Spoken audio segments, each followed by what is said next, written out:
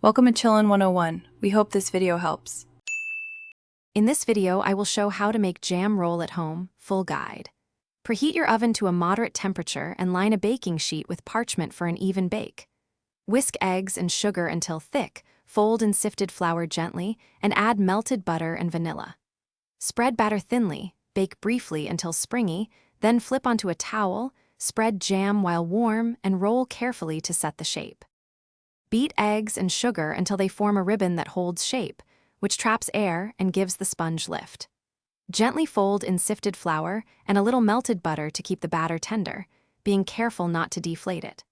Spread the batter thin and even on a lined sheet, bake until springy, and immediately turn onto a towel dusted with sugar to cool slightly before filling and rolling.